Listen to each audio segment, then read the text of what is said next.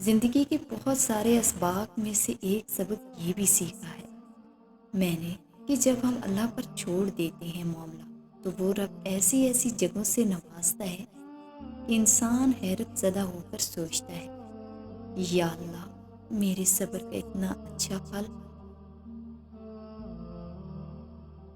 جب انسان بے حد تکلیف میں ہوتا ہے اور مسکرا کر یہ کہتا ہے کہ میں نے یہ معاملہ اللہ کے سپرد کیا، تو یقین مانو فرش سے لے کر عرش تک ہر چیز لرز جاتی ہے اور وہ آگ سیدھا ساتوں آسمان تک پہنچ جاتی ہے۔ جب معاملہ اللہ کے سپرد کر دیا جائے تو ظالم بچ نہیں پاتا۔ وہ رحمان اور رحیم تو ہے، مگر کیا تم نے سنا نہیں، وہ ذوالجلال بھی ہے۔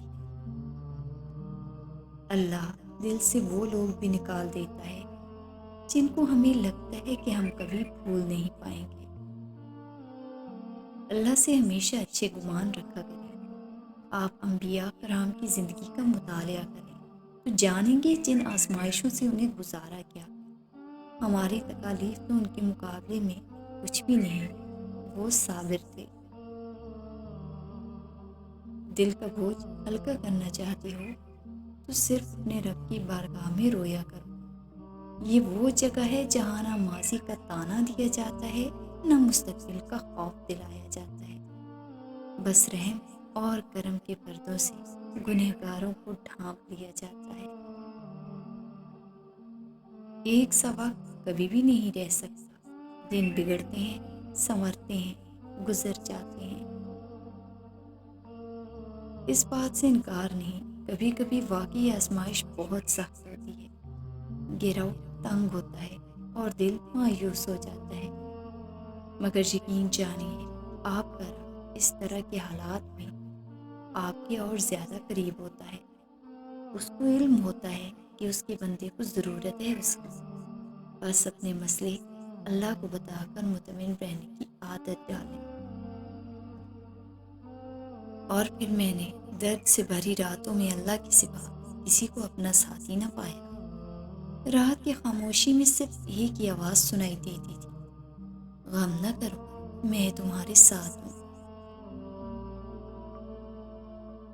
اللہ تعالیٰ جانتا ہے آپ کو کوئی راستہ نظر نہیں آ رہا اور آپ اپنے دکھی دل کے ساتھ ایمان کی روشنی لیے چلتے جا رہے ہیں۔ وہ جلد ہی آپ کی زندگی میں صبح کر دے گا، انشاءاللہ۔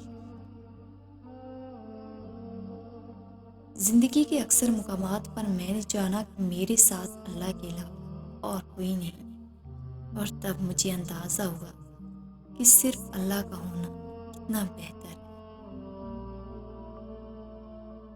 اللہ والے غم سے گزرنے کے بعد غم سے آزاد کر دیے جاتے ہیں۔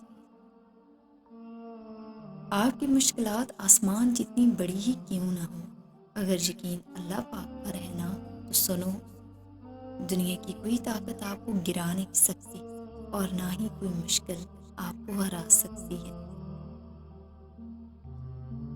میرا رب مجھے بھولنے والا نہیں۔ پیارے اللہ، میں آپ سے آپ کو مانگتی ہوں، اپنے لیے راہ راست مانگتی ہوں۔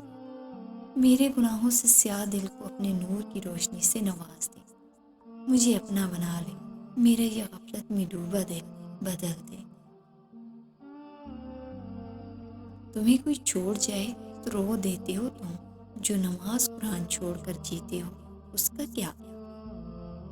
سنو اے چاند سے لوگوں، وہ جو تمہارا رب ہے نا، اسے تم اور تمہارا دل بے حد عزیز ہے۔ وہ تمہیں فقط تمہاری خواہش نہیں بلکہ وہ تمہیں چاہتوں کا پورا جہان دینا چاہتا ہے۔ اپنے رب کی رحمت سے مایوس مت ہونا۔